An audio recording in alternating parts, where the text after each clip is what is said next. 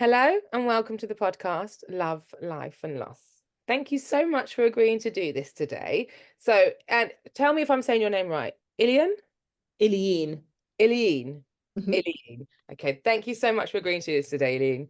And I'm so excited to hear about what you do to support this community because I know there's lots of things that you do. So please introduce yourself and let us know about all the great work that you do. Yes, so thank you for having me. My name is Illiyin Morrison. I am a midwife, a birth debrief facilitator, an author, a podcast host, and a mother in no particular order. I currently I work for myself, having left the NHS about coming up to 4 years ago now, and I work full time providing birth debriefs for people who have had any difficulties across the perinatal period. So that is from preconception all the way through pregnancy, birth, and then years into the postpartum period, which I actually just think is basically forever. I also teach around advocacy and bias and stereotyping within the healthcare setting. So that covers sort of, agency, autonomy, but also racism and bias from healthcare professionals, how that can really manifest in people's care and their experiences, how to combat it, both as patients or clients and as healthcare professionals. So, yeah, that's a little bit about what I do. That all sounds amazing. So first of all, what did you do first? And what made you take that journey in the first place? So I first qualified as a midwife. So I qualified in 2017. And then I was working in a very busy London unit, which was really good. I think it was really good for my exposure to just what our society looks like. I trained in Oxford, and that was not actually giving me a reflection of sort of our cultural community, but also the complexities that come with that, both, emotional, mental, physical. And London, South London, really exposed me to what that looked like in a healthcare sense. It was also just really good for my development as an individual and to get a better understanding of the midwife that I want to be. And so, yeah, 2 years in, I had my daughter, and I had a sort of difficult experience with her. So, I planned a home birth and ended up with an emergency cesarean section that was very much not what I wanted, but not because of the cesarean section. I'm neither here nor there about mode of birth, but it was more about how things were managed, how I was treated along that way, and sort of, the impact of what happens when choice is taken away and what happens when you become a bystander in your own experience, how that then filters through to early parenthood. And it really was quite challenging for me. And then it was met with from myself, lots of shame around the fact that actually I'm a midwife. Like, Yeah. I'm one of 8 children. I've been around babies for years. I should know all of this stuff. And then being like, you know nothing and you're rubbish at this. Um, and so that then led me to this work, but I'll stop talking. No, please don't. Okay, so at what point then did you do this alongside being a midwife? Mm. Or that's how you started? Okay, Yeah, so so basically, I went back to work after I think about 14 months. I was like, cool, like, what else are you going to do? You've got to go back to work. And I found myself in a situation where someone was having a difficult birth, and I was the midwife. And I had escalated it over and over again and said, something's going on here. And as the situation got worse and worse, I was particularly triggered by it and basically froze. And after that same day, I quit my job. I had no idea what I was going to do. okay. Um, but I was like, I can't do this. I saw her face, and I, to this day, can remember the face of the midwife that caused me harm in my birth. And I thought, I can't be that face for you, but also I can't serve you in this because I've got some stuff to do of my own. So, it was fine. I was like, God provides, like it will be fine. Just go and do what you need to do. So yeah, I quit, and I then basically was jobless, but was fine with it. I was living with my mum, which was amazing. So it meant that I, was supported. And then the pandemic hit, and my husband is Spanish, and he said, "Oh, I've got to go back to Spain for something." And I said, "Don't go, because they're going to lock down the country. Like, don't go." And he was like, "No, no, no, no, no, it'll be fine." He left on the 15th, and on the 17th, they locked down the country, and he was in Spain for 4 months. And I was obviously at home with our 16-month-old daughter. And I was like, "I told you." And basically it was like, well, now what am I going to do? And then thought, I'm just going to start blogging. And like, so I started mixing up motherhood. And within about 2 months, it just flew. Like, it was all situational. I think so many people were at home, so many people were experiencing motherhood in isolation. And I sort of tapped into a gap that wasn't really there. After about 4 months of blogging or Instagramming, I was like, well, you kind of need to find a job, hun. Uh, and basically, people would send me their traumatic birth experiences all the time. And I was like, do you know what? I think I might just see if I can offer this as like a listening service. So And sorry to interrupt you though. So when you started Instagram, what was you doing on Instagram? What was you blogging about? What was you talking about?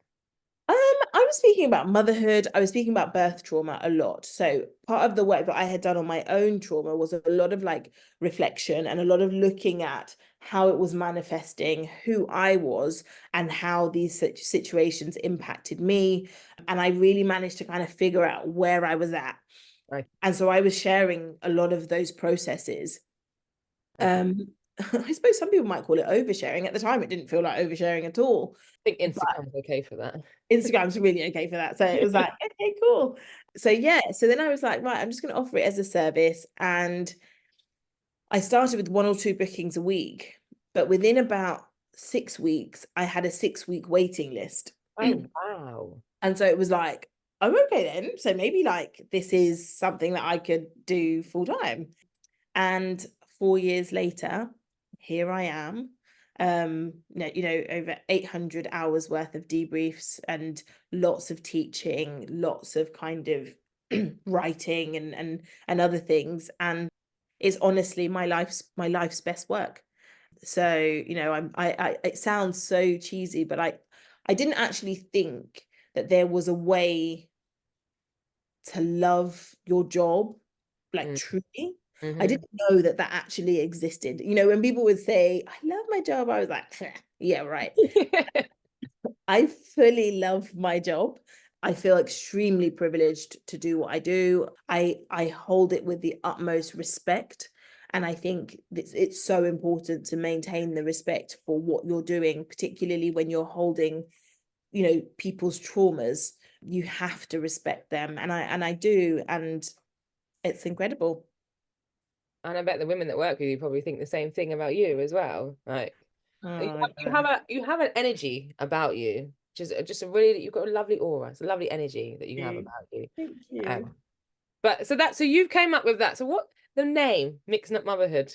I love it. Where did you get that from? So I remember sitting with my sister and being like, what do I call this? What do and I was coming up with all these names. They were just so ridiculous. And I didn't want to basically like pigeonhole myself into one particular thing. I didn't want it to be, mummy blogger type thing. And I was like, because I do so many different things, like, why don't I just call it like mixing up, like, and it felt just lame. Like, I wouldn't say it out loud to people, but now people will be like, oh, mixing up motherhood. And I'm like, no, Illiyin Morrison, but yeah, hi. And it's so good because what it basically did was allowed me to share so many different aspects of the things I'm interested in. So even now, and it's all basically the same thing, but it just looks different. So I do a lot of cookery content because I love cooking. I see it as a form of self-care. I also see it as a form of serving the people I love. It is definitely my love language. I do a lot of stuff around politics. So, politics and advocacy, human rights, that type of thing. And if you think about the work that I'm doing, it's all centered around the same thing. And this is about equity, and this is about, you know, accountability, and it's about getting an understanding of the world that we live in the context of being women, of being mothers, of being of different ethnicities, of being of different faiths. And for me, like, I just consider myself an advocate for justice. And Mm. so I don't care about where you're from, who you are, what religion you are. It's not about any of that. If there's an injustice towards an individual or towards a group, there's something in my spirit that's like, I can't stay quiet about this. It gets me in trouble. But I honestly, if I had to do that, if I had to be quiet about something, you'll know that I've quit. If there's something going on and I am silent on it, Mm. I've given up. And I say this all the time, but I'll give up when I'm dead. So if there's an issue that I feel that I can contribute to the conversation without taking away from those at the heart of the conversation, I always will. And I love that. I love that about you. I think that's probably why I love your energy so much, because I'm a bit like that. My husband's always telling me off, and I can't help it. But I do. Like, I can't be quiet. I Yeah. know I should. I know I should. I can't. But I think we need more people like that. And if more of us were like that, we would have less things to talk about. Right. Yeah. So, don't ever stop doing that, please. So what came next then? So you done mixing up, so you blogged Mixing Up Motherhood, then you started debriefs. Yeah. And then, so what happened? So I think I'd been doing debriefs for about 6 months, and I got this DM, and it's like, oh, have you ever considered writing a book? And I was like, if I ever, and I remember my response being, if I was to ever write a book, I would never do it without an agent. Equally, I've never considered writing a book. And this person replied, well, I am an agent. And I was like, oh, stop. Anyway, within about, so then I signed with Soleil, and Soleil ended up being my literary agent. And it really happened so fast. I was like, I said I wasn't writing a book. What do you mean there's a proposal? What do you mean? Like, who are we sending this to? Like, what? And within 2 months, the book was taken off the table. So basically, when you write a book, you send it out to publishing houses, and essentially they'll all kind of go, do we want it, do we not, blah blah blah. What can happen is it can go to auction and they'll bid for it, or someone can just come in and be like, I'm offering this amount of money, which basically blows everyone out of the water, and it gets taken off the table.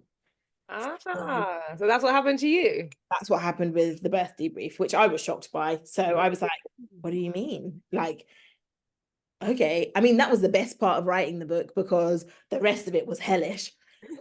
It was taken off the table by Quercus. They acquired it in the January of, like, I don't know, 2021, I think. 21. And yeah, that led to the writing, and it was the most insane season of my life. One of the hardest things I have ever done. And halfway through, so I started writing, everything was kind of going okay. We pushed it back a bit because I can't remember what happened. I think it was around publication and what the time for publishing that type of book was. I was like, that's fine. And I got pregnant with my son in that time. Okay. Not, no worries, like, fine. And in the December of 2021, very suddenly, my mum passed away on Boxing Day, and it was very unexpected. She was 61, so it was a very traumatic time. I was 6 months pregnant, and that happened, and so that meant that the book was then pushed back, because I was like, there's categorically no way I could write anything now. I had planned to have a home birth after cesarean with my son, because what had happened as I'd worked through the things that had come up for me during my daughter's birth, and then doing all of these debriefs and really getting a deeper understanding of trauma and how it works. I was like, you know what you need. And what I needed in that sense was, in that situation, was agency. And part of that agency was being like, I'm going to do what the bloody hell I want. And I remember the consultant being like, you know that like this is outside of guidelines, you know that like, you know, your baby could die, yada yada yada. And I was like, yeah, yeah, yeah, thank you. Appreciate that. You know, I understand. And it's funny because people will ask me like if it was trauma that was leading that decision. And it was like, oh no, I wasn't scared of going into hospital. What led to that decision was not trauma, but it was a sense of actually having an understanding of myself. And when I work with people, I say this to them all the time. I'm like, don't talk to me about mode of birth. Don't talk to me about where you want to give birth and all of those things, because those are end points. Like, and I'm, you know, you can't start the story there. So it can't be, I want to give birth on the birthing unit. And that's it. It's like, that's the end. Once you've worked through everything, you will then come to the conclusion as to where and how you want to give birth based on all of those other things that come before it. We need to go back. We need to go back. We can't start here. And so what I understood about myself was I needed the safety of my home. I needed to be in a place where I felt that I had control. And yes, there was elements of risk, of course. But when we look at risk, what we need to understand about risk is that risk has lots of different angles. There's an emotional risk, there's a physical risk, there's a mental risk, there's a personal risk. And when we deal with clinical situations, we're just speaking about a clinical risk. Mm. And for me, it was like, yeah, there's a clinical risk, but actually all of those other risks seem significantly bigger. And how do I combat those risks? Well, I use my agency. And my agency says that I need to be in my home. So I had one of my mum's good friends, and she was a family friend, was a doula, and she Okay. lived in Cape Town. And we just kind of said, yeah, you're going to come, blah, blah, blah. And we'd planned it. But I remember the date, it was December the 13th. I had a phone call with her, and there was still some like COVID precautions in place. And I said, you know what? I've interviewed another doula. I think that we should just write it off as it's not going to happen, because I would hate to be relying on you coming and then airport shut down and blah, blah, blah. Anyway, so my mum dies on the 26th of December. And she calls me. We have a phone call on the 29th of December. And I said to her, I just think that I need you here. And she said, I just think that I need to be there. Yeah, especially after losing your mum. Exactly. And it was like we both had this sense of like, nah, this has to happen. So she came on the 20, I don't know, she came in February. He was due on the 1st of March, no, 3rd of March. And within a week that she was here, I went into spontaneous labor in my house. And I remember calling the midwife. It was about 8 o'clock, and I was like, just like, you've got to come. Like, you know, I'd made the decision that my husband wasn't going to be with me. We'd both made that decision together. It was because this was part of my process and his, and we needed it to be the way that we needed it to be, and that wasn't going to be how the films say he has this right, yada yada yada. It was like each person needs to do what they need to do, and we had a 3-year-old, and he just took that girl, and I was like, she's safe, she's well, I'm cool. And obviously my mum's not here anymore, so it was like he had to be my guy for that. Yeah. And I'd asked my older sister to be with me. And so basically, I called the midwife at 8 o'clock. She came around 9:30. And part of what happened with my daughter was that she was what's known as OP. So she was back to back, direct back to back. And as I'd started exploring birth and things like that, I was like, my babies might enter my pelvis back to back. That's absolutely fine. You know, it's not a write-off. It's fine. So when the midwife comes and she examines me, I said, don't tell me how many centimeters I am. Like, it's fine. And she said, oh, the cervix admits 2 fingertips, meaning I was 2 centimeters. And I was like, okay, that's fine. It says, and this baby's back to back. And I was like, Also fine. I was like, anyway, I've got to go. So I was like, I've got to leave this room. I walked into the bathroom, and just before the bathroom, I'd set up the pool and all of this stuff. I don't know why I set up a pool because I hate water.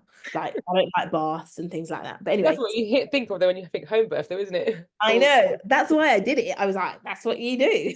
And I remember really clearly, I went to the toilet and I vomited, and I lifted up my leg to get into the pool and got into the water, and I let out the biggest wail. Like I was screaming for my mum like a baby. And I was crying, and it was just, it was grief. And I knew, I was like, you just transitioned. Something has just happened with your cervix. Something's going on. And I was like, get me the fuck out of this water. Sorry, get me out of this water. Okay. I got out the water. Anyway, went upstairs. I said to the midwife, you don't need to be here. Like, you don't need to be here. It's fine. Like, going. Anyway, within an hour, she came and she checked me because I was like making all these noises. And she was like, you did it. And he had turned front to back. So just all on his own, fully turned front to back. And I was like, oh, let's keep going then. Anyway, within an hour, he was born on my living room floor. Wow. All 6 pounds, 12 ounces of him, tiny little thing. Oh, bless. My husband literally there in the doorway.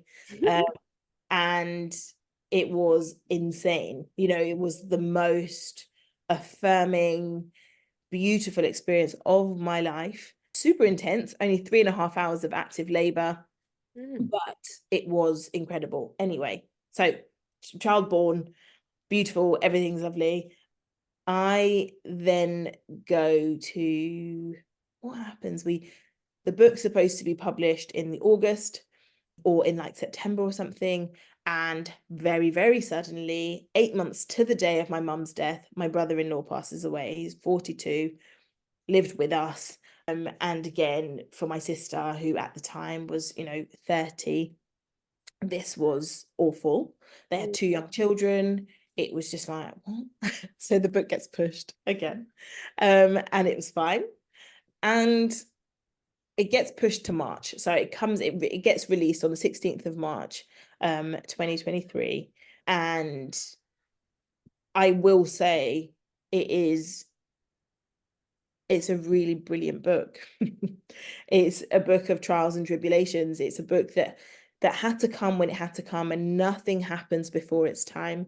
Mm. And in order for me to be able to create something that was worthy of being in people's homes and that did what I wanted it to do, all of those things needed to happen.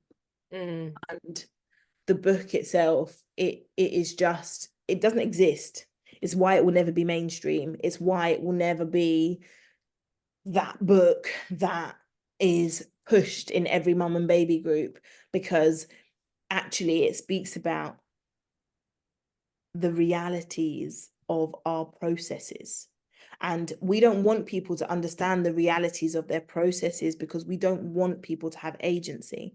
Because if we had a population of birthing women who had agency, it would be pandemonium and it would be beautiful. But we don't want that, because how do we manage a patriarchal medical system with agency? The two things don't go together, particularly female agency. And how do we manage mothers to the point where we can basically put them down in every arena if we encourage them to have agency? So we don't want them to do that. And so it's like, yeah, it's fine. I don't care. I don't need it. That book is going to land in the hands of anyone who needs it. And I don't worry about whether or not I'm famous from it.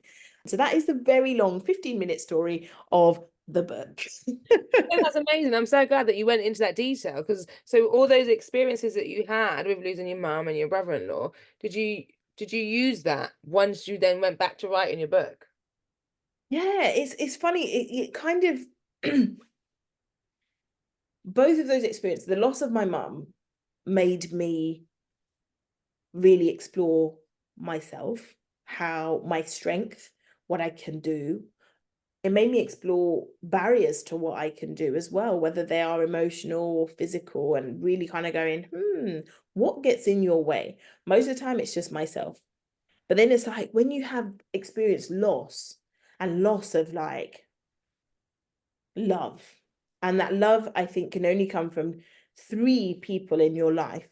And these can be people of those figures or literal people. And that's a mother or a parent, a sibling, or a child. And those heart losses, they do something to a person. And they are life's crossroads. And there are numerous crossroads that happen in your life, and you have to say, okay, you know, wherever they come. But they make you go, well, what am I going to do with this?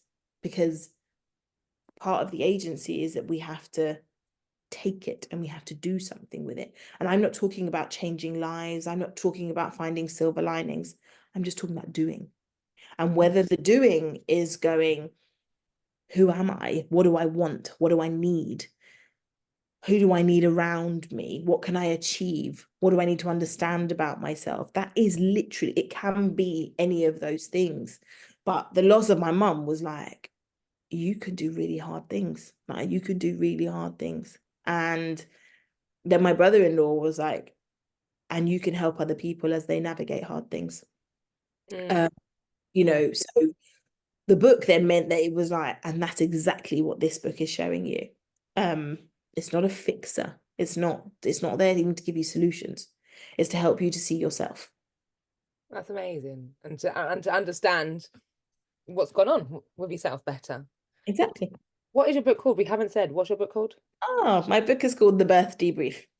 And where can anybody find it? Anyone that's listening, if they want to listen, if they want to You buy it? can find it anywhere. You can find it anywhere. You can find it in most bookshops. You can get it on Amazon. I would advise you to go to your indies, your independent bookstores to get it, only because Amazon's like Amazon. But you can also get it on like Audible or on Kindle, so you can listen to it instead. The book is formatted in a way that at the end of every chapter, I will ask you to sort of reflect on something, and it's given you space to write things down. So if you have a journal handy or anything like that, answer the questions in your own time. Oh, that's amazing. So it's self-help tool as well, basically. Because it Exactly. is grief is such a at some point we all experience grief, but it's such a unique thing. And it, like you say, it depends on the type of grief. And there's lots of different grief that people suffer grief from losing a job or losing a home. It's not the same as when you lose a parent, for example, or a child. And when in those moments, I've lost both a parent and a child. So, and I've lost a parent as a child, and then I've lost a child as a parent. But it really has made me stop and think about myself and who I want to be. I think that's one of the, if you can ever take a positive from grief, that is one of the positives. I think it makes you stop, reevaluate things. Like you learn who you want to be around you, or who's good to be around you, who's not. Like you kind of get rid of the trash, so to Mm-hmm. speak, don't you? And It often sees yourself out, doesn't it? It's like, oh, okay. Mm-hmm. yeah, well, that's it. You see people's true colors, don't you? In those moments, those ones that are there at the first, and if they're still there a couple of weeks later, are they still there after the funeral? Are they still there a year or two later? Those ones, because grief is a lifelong journey, and there's so many people that think there's a timeline on grief. They think, oh, it's been a year now, she should be She's fine. fine. Yeah, Mm-hmm. Mm-hmm. but no, and you could be fine in a year, but within 6 months after that, you might not be. Exactly. And fine is just suddenly different. Yes. Fine means that you're always in loss. So it's just like how it is manifesting in that moment. It's like I've actually had to reevaluate what fine even means. Like fine means that my heart literally hurts, but I am fine. Mm. Fine means that I miss my mom, I miss my brother, but I'm fine. My sister-in-law called me today and she said, "How are you?" I was like, "Fine." Actually really anxious, but fine. She was like, "Yeah, but fine usually means insecure, slightly unstable, an emotional mess, but yeah, fine, fine." And it's very British to just be like, Yeah. "I'm fine, Yeah. fine." you It know? really is. Like I've actually stopped asking people now, like, how are you? That's one of the worst things I think you can ask somebody who's grieving as well. How are you? You know the answer. They are not good. I'm not okay. Yeah. So why are you asking me and making me say it out loud? Yeah. So I don't ask people that. If anything, because it's a difficult one, isn't it? What do you say to people? And it is such a British thing to, hello, how are you? You know, you start with most cultures. So I will ask things, how's things going? I think people find Mhm. that easier to answer rather than how are you? Yeah, yeah, But totally. yeah, and but it's okay to not be okay, you know? Like that's okay. And so many people try to fight that. And like what you was just describing about finding or doing something. That's one of the phases, I like to say phases of grief, that we have to kind of find our brains can't understand what's happened. So we have to find a rationale to why this has happened. So for me, when I lost my son, I then fell pregnant after him and had another son. And so, you know, when he was a year old, for me, I had to find something. And that my thing was, he gave me Marley. Zion gave me Marley. If I hadn't have lost my first son, I probably wouldn't have gone on to try again and have my second son. Mhm. And that I could take that and I could live with that. And you know, and also now I do my podcast because I feel like I have to do something. And also it's my way of connecting with him, keeping him alive, and for people to know his name because obviously he was a baby, so not many people would know his name otherwise. So, but yeah, it's that is one of the phases of grief. But for you to be able to navigate yourself into that extent and to actually write a book, like that is extraordinary. That really is. Yeah. I mean, yeah, maybe. I think it was, you know, I don't know. I think interestingly, my son was a total anchor. You know, he was what we all needed. You know, that thing that babies have, you know, Yeah. they just he was just so calm and so loving. And right now he's an absolute tyrant, but he was just the gift that we all needed. And, you know, truly he, you know, I'm a religious woman, but you know, God doesn't take without giving something back. And we often can't see that at the time. And he doesn't replace her, but he's given me something. And, Hmm. you know, to kind of help that sense of emptiness, he fills a huge, huge void, but he helps me to be better. Both of my children do. And I say it all the time, like, without the experience of my daughter, I would never have, I would never hold the value of the experience of my son in the same way. And I will never take any of those things for granted. You know, what she gave me opened up my whole world. And in every sense, she was one of life's true catalysts, and she continues to be, because that first child is continuously showing you yourself. And then my son came and kind of just solidified it all. And it's an honor. It's an honor to have the privilege to parent. It's an honor to have been parented. You know, the credit has to go to both my mum and dad, who gave me that tenacity. You know, that stuff, I can't take credit for it. And they constantly reinforced it. And I try and do that with my own children as well. You know, as much as he is a tyrant with small Spanish man syndrome, he he's an absolute joy, and he will be a force in life. And totally, you know, children are such a blessing. They are. They really are. And even with that, like listening to that, you're saying being a force for life in the future, like I love that because we often hear about our kids and how naughty they are or troublesome they are. So we're trying to iron that out of them, make them more obedient and get them in line. But actually, how is that serving them as an adult? It serves us to make our lives easier because they're obedient, they do as what we tell them. But as an adult, what is that doing for our child? We're just stamping out all their greatness, Yeah, basically. exactly. It's just, all we need to do is just channel it in the right direction, which is away from us. Like then. Yeah, I was just literally going to say that. Yeah, just steer around us. Okay, so you've done the Instagram and then you've done the debriefs, then it's the book. And then what comes next after the book? 'Cause we've not finished there, have we?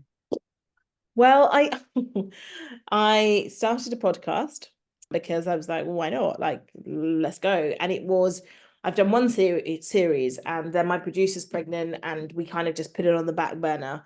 But it's literally 10-minute one issue. And what I was finding with podcasts was that there were so many, and it was like they were really good long form.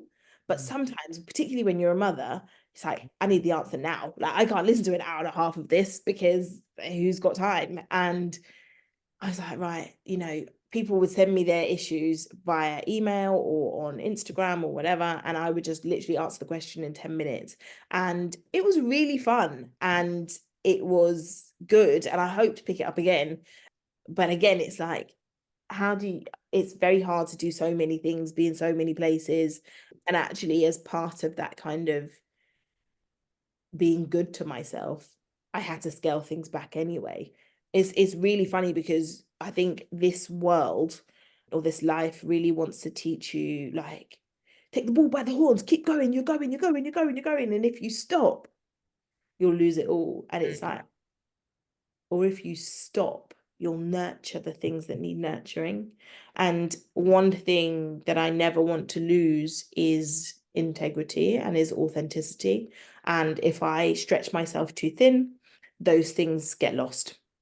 So scaling that back meant like I could debrief better, and I could parent better, and I could write better, and I can support better. And so it's like, that's cool. I don't want to be half-assed about anything. And so if there are things that I'm doing that mean that I'm half-assed in anything, then things have to go. So, hopefully we can pick the podcast up again, but I'm in no rush. Everything in its time. Yeah, and the beauty of podcasts as well, because people could, this is out there now, so people can always go back and revisit any time. Not everyone will know about it. There'll be new people finding out about it all the time. Exactly. So it's fine. And I love that. So one of my things that I'm intrigued to know is you do all of this where you're supporting a lot of other people. Actually, before I get to that, actually, can I ask? So in your debrief work, do you get a lot of parents who suffer baby loss or any come to you? Yeah. So what's been happening, and because I'm really rubbish at self-promotion, although those listening to this will probably think, no, she's not, because she just brags for like ages. But I'm really, like, from a business sense, like, I have become way more vocal about the fact that I can support people who are in loss. And when my mum died, interestingly enough, people were then like, she gets grief, which I consider it a gift of my mum's passing that exposed my heart to something that I hadn't known, that has meant that, of course I would love to have her instead of that, but that's not a choice. That's not a choice. But now people come and they say she gets lost. And people often need to feel that they can relate to you in some way, shape, or form before they can share, their heartache. And so when that happened, I suddenly had lots of people coming to me and they wanted to discuss grief. They wanted to discuss the loss of pregnancies. They wanted to discuss the loss of babies. And that really kind of it makes my work beautiful. It's to offer a space for people who are navigating something that is complex but equally quite simple is quite precious to me. And so those who are coming to me with the losses, sometimes I think, and what I found after mum died was that people want to fix things, and particularly British people, we want to fix things, and the reality is that there is no fix. So stop trying to fix it. And instead it was like, hold me in it. Just meet me where I am. And sometimes that is that they just want to speak and they want to talk about all of it. Sometimes they want to understand clinically what happened. Sometimes they want to just be like, like, let it all out.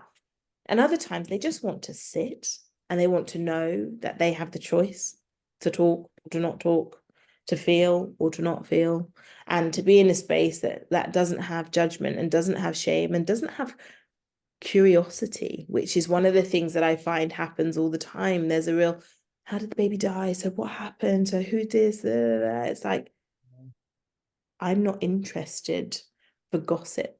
I don't want to know so I can put the pieces together for your puzzle.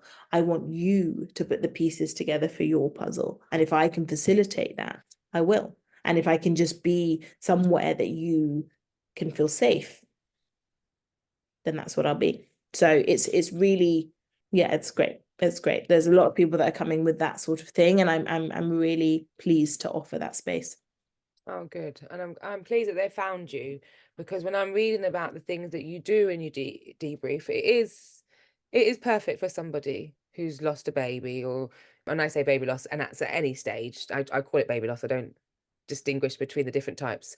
But yeah, I think there's like all those things that you said, all those things I went through. Like I wanted to know the clinical process. I wanted to, try and fix things, but I learned very quickly that I need to forget about that sort of Mm. side of things. But if I say that, I still am trying to fix things in a way, because I'm still making the hospital change policies, procedures, and the Good. workplace things. Yeah, because I'm like, okay, I can't change it for me, but I'm gonna want to make it better for somebody else. Yeah, totally. So But it's that's, amazing that you that's do. sometimes what the fixing is. You can't fix your own, but you can fix it for other people. And if that helps to fix a part of you, then that's fine. But what we need to be giving people is the space to access what they believe is their fix, not what we believe is their fix, And when they do that, then that's fine. If you think if that helps you, go on. And I just think it's so important to have that space. Like I'm sure plenty of people that are listening who've experienced baby loss, because it's such a taboo subject. You feel so uncomfortable talking about it to people so often, even people that are close to you. You can feel really uncomfortable talking to them about it. And if you keep doing it, you might feel like, oh, I can do it at the beginning, or I can do it once or twice. But if I keep doing it, then I'm going to be that depressive friend or that depressive person, and nobody's going to want to be around me, or they're like, oh, here she goes again, sort of thing. But when you know you've got a space that's specifically there for you, no judgment, it's a safe space, and you can talk about anything you want. And in particular, you've seeked that space so you can talk about your baby loss Mm. or not. But that is so empowering. I don't know if you realize like how powerful that is, giving somebody that space and listening to them and validating them. And then on top of that, being able to have the expertise to answer any of their clinical questions on top of that as well. Because that's always half the time, that's the thing that's missing. Mm. You want to ask all these questions. I was lucky for me, one of my best friends is a midwife. And I was on the phone to her all the time. Well, what should I have done here? Well, what should I have done there? Was this right? Was that wrong? I needed to know all of these things. And even still to this day, 4 years later, there's still I still have lots of questions, Mm. unanswered questions. So I think that what you're doing is very unique. And in that sense, it's very amazing. As a mother who's lost a child, I would at the time, I definitely would have, if I'd have known about this service, I would Mm. have, we didn't have it, I don't think then, but I would have accessed it because I want that space. That's why I've done the podcast, to create a safe and comfortable space for people to talk about their babies, and no judgment, and it's welcomed, it's wanted. We Yeah, ask. that's most important. It's wanted. It's like this is what it's here for. Because in so many places people don't feel it's wanted. Yeah, you don't. And sometimes even in their own heads, it's not wanted. So to know that there are spaces where it's like, no, no, this is what this is for. And you can do what you want with it. Yeah. It's a gift to people. And I'm so sorry that you had to lose your mum, but you're right that people will look at you now and think she can understand me now. She Mm. can support me better. And I think grief is one of those things as well that you often think like that. Whether it's true or not, we often think that they can't understand if they haven't experienced something similar. They can't understand. Mhm. I think there's even more of a uniqueness when it comes to baby loss. Yeah. Like as somebody who, like I say, I've been to way too many funerals, and I've lost a child and a parent. But there is something different about baby loss. I think it's because you don't have that shared experiences, a shared love with everybody, and the shared stories, that those other things that help you through grief. Yeah. You don't have that with baby, and nobody wants to talk about it because it makes them feel uncomfortable. Yeah, yeah. And it's interesting because I always say to people, I'm like, we can't compare losses. We can't, like it's impossible because it's so subjective. But due to the unique nature of children and babies, it is always going to be one that in some way, shape, or form is a bit of a trump card. And not because we're trying to compare, but because of that thing. There are so few anchors for even your wider circle to be like, and they were just, and let's share stories and let's celebrate. And because you carry that child and you birth that child, and there's just something that is so deeply personal about it, that even finding spaces to share that experience, because the other person might not get it. And the moment you say, well, you don't know what I've gone through, perhaps to the other parent, they're like, Yeah. and it creates more of an issue. And it's like, oh, where's the space? So there Yeah. is something so unique about losing the loss of a child. And, you know, it's so important that we keep their names alive. And it's so important that we create legacies for them, and in whatever way, shape, or form that is. And that we are frank about that reality, because the truth is, it's happening. Whether it's someone you know, or someone that they know, or someone that they know, women are losing babies, parents, families are losing babies. And until we remove the stigmas around these conversations, we are going to have these little pockets that are filled with isolated people, with spaces that they can't go and they can't speak about that deeply unique experience. So the importance of having this podcast, where it's like, this is happening, come on in, is like, we're doing what we spoke about before, which is the building of communities, which can be absolute saviors for people. So, you know, it really is something quite incredible. So I really take my hat off to you. Oh, thank you. I mean, I'll be honest, I'm just selfish. I get to talk about my son. I get his Be name out selfish. there. I get to meet amazing people like you. So I don't feel this is a hobby for me. It's not work, it's not a chore, and it's needed. I'm very passionate about it. Like, I didn't realize how much of a taboo it was. I mean, I'd suffered, and this is the thing, even when we talk about the hierarchies, I've had 3 miscarriages as well. So, Mhm. but I just dismissed them when I lost my son. They were like, oh, that's nothing. Yeah. Like, I didn't actually give birth Yeah. to those babies. That wasn't the same thing. But it's only since then, and getting more involved in this community and doing more research and listening to more people and doing more things, that I've actually realized, why am I doing this to myself? Why have I put myself in a hierarchy? So if I'm doing this to myself, what are women doing to each other? Like, a loss is a loss. Yeah. And everyone is individual and unique. And so it depends on them and their circumstances and to how that impacts them. It's the same as trauma, isn't it? We Yeah. can all experience this exact same situation, but we all take something different from it. Yeah. Yeah. Totally. Yeah. So yeah, it's one of the reasons why I definitely do it. Again, it started off as selfish reasons for myself, but I'm so happy to be able to offer this space to other people and give them that option, because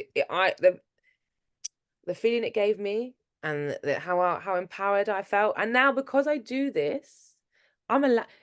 I know it sounds stupid, and I mean, I don't live by this, but this is how I feel. I'm allowed to talk about my son now. That's how Mhm. I feel, because I got the podcast. So because I'm an advocate for baby loss, and I'm openly will talk about it now. I'm allowed to talk about it. So people expect that of me now, because they know this is what I do. So they don't, oh, here she goes again. They expect me to talk about it. In fact, what I love about it is that when there's people in my community that's close to me, or even they're not even that close to me, like people I've been to school with, I haven't spoken to for 10, 20 years, they've reached out to me when they've had similar experiences, because they know that I'm open to talking about it. And I've Mhm. put my experience out there, so they know about it. So they feel comfortable to talk to me, and they feel that I would understand better than other people. They're coming to me, and then probably there's people that's really close to them, they're not probably not saying anything. Mhm. Yeah, but I'm glad to be able to offer that to Mm. people. And I'm glad to be able to, I mean, it is hard. So this is going to be my next question for you, because it is hard, because you're taking on a lot of other people's things as well. And you're Mhm. hearing a lot of stuff, especially things that can trigger you. Mm. How do you promote self-care? How do you look after yourself doing all of this and dealing with birth trauma and all that other and grief and all this other stuff? How do you look after yourself? I'm not very good at it. You know, the reality, I'm really not very good at it. I actually believe that self-care can truly be accessed and should probably be renamed as collective care. I think really interestingly, self-care has become something that is monetizable, like it's capitalism. Oh So it's yeah. go get your nails done, go get your hair did. And it's like, oh yeah, okay, yeah, cool, yeah, oh yeah. And then it becomes a pressure thing of like, how do you access self-care? Not how you've asked me, but people will be asking people, and it's like, so now it's something else that I need to be added to my mental load of like, so Uh, make sure that you look after yourself. And it's like, actually, for me, when I think of self-care, I surround myself with a very strong support network of family and close friends. And I actually believe that they do most of the legwork for me, which is, they'll take my kids out and they don't say go and get your nails done, we'll have the kids. It's like, oh, we'll just take the kids. And that's like, oh, thank you for reminding me that I need this, because I'm not good at reminding myself. My sisters just do so much for me, my husband, and I have, I believe that collectively we can truly access care of the self, but we can't do it on our own. And so I kind of take the pressure off myself to have that figured out, and rely probably a bit too heavily on other people to remind me with to just, self-care, self-care can be so many different things. When I say self-care, what I mean is listening to your body. yeah, Listen to your body and your mind. So when you said earlier about scaling back yeah. because you were stretching yourself too far, to me, that's self-care. You Mm-hmm. stopped, you listened, you acknowledged that, okay, maybe we're doing too much now. And if I carry on, this is not going to be good for me. So let me just take a minute and step back.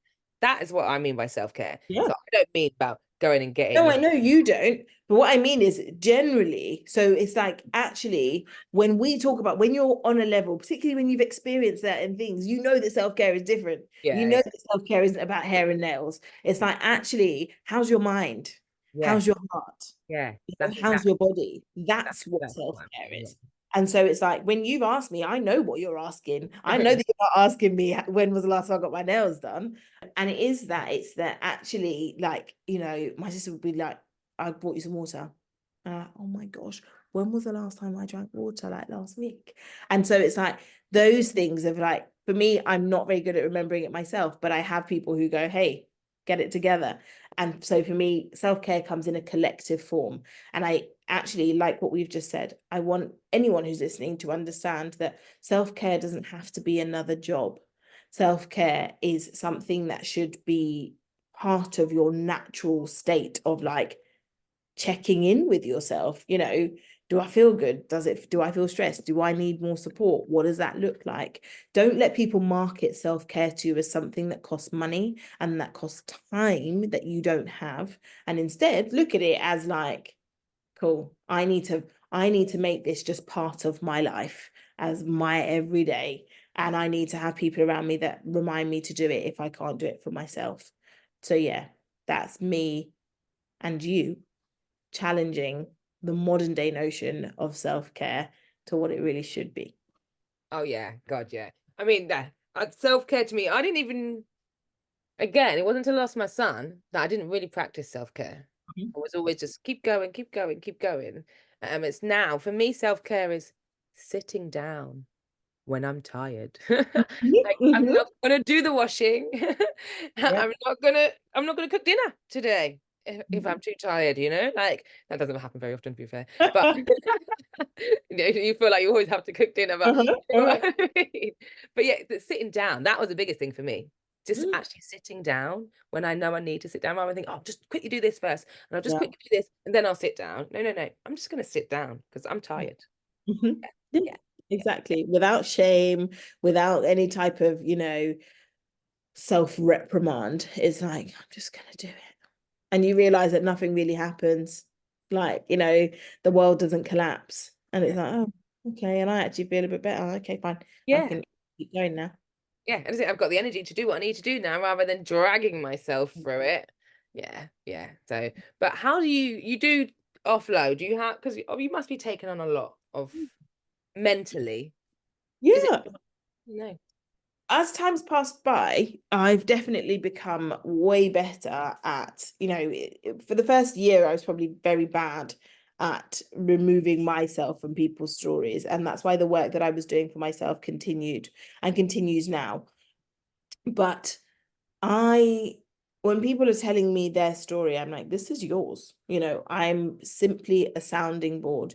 It comes in, we deal with it, and it goes off. So I don't carry any of it in that sense. I'm like, I'm doing this, and that's taken time. That's taken real reinforcement of boundaries, a real kind of like, I used to work, I don't know, I'd do about 30 debriefs a week, and it was just too much. And after I had my son, I scaled it all the way back, because I was like, it's become so normal for you to hear this stuff that even when speaking, you aren't boundaried, you aren't measured, you're not conscious of the things that are coming out of your mouth, because that's just a normal reality you live in. And I didn't want that to be my reality. So it was like, cool, that's fine. I can scale it back. And it's been so good for me to do that, as I suppose, as a form of self-care, isn't it? Yeah. Yeah. Yeah, it's people's stories are wholly their own. And what I found was that, yes, it's important to be relatable, but how you relate to their situation can sometimes be very much irrelevant to what they are telling you. And so I don't bring myself into their story unless they are asking me to in a very specific situation. But generally, it's like, this is yours. And by giving it to them, I don't carry it. Okay, yeah, no, I get that. I worked in support for a long time, so I understand that. I can go to work with my work hat on Uh-huh. and leave it at work and come home. Exactly. Yeah, yeah, Exactly. yeah. But it's still, I say, you recognizing where you need to put the work in, where you need to scale it back, and the impact it's having on you. So you've got a nice balance now of how you're doing things. Good. That's good. Yeah, good.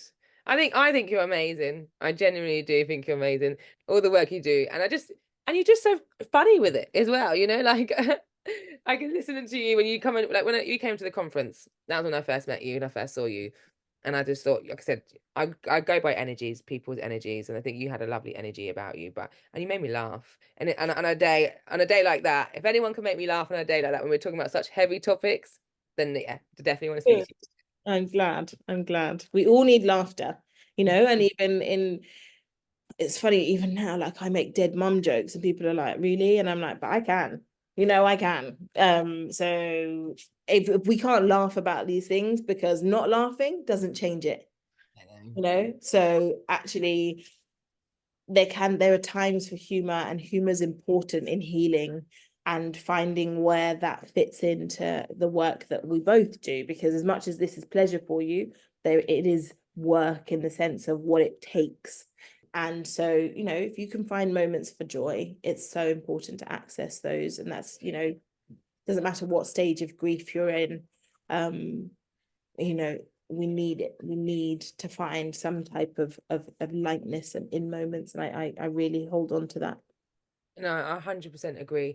I mean, obviously there's moments in the phases of your grief where you probably feel like you can never laugh again, but try, because my family are very much the same. We make very inappropriate jokes that other people might feel uncomfortable to hear, but it's how we deal with things, how we get through things. But laughter is so important, and you can find laughter in the darkest of places. You really can, and it just if you don't laugh, you'll cry. So why not choose to laugh? Exactly. Yeah. I I think I'm just trying to check, just trying to rack my brains. Is there anything else that I wanted to ask you before we finish? But I think we've covered everything. Is there anything that you Good. wanted to add? I don't think so. I think it's been good. Ah, one thing. Tell if you can tell everybody how they can find you and access you. But I did notice when I was looking at yours for the debrief, you offer what's it called? Pay forward. Oh yeah. I Mm. thought well, that was absolutely amazing and how so nice. Like, but please tell us more about that and how you came up with that idea as well.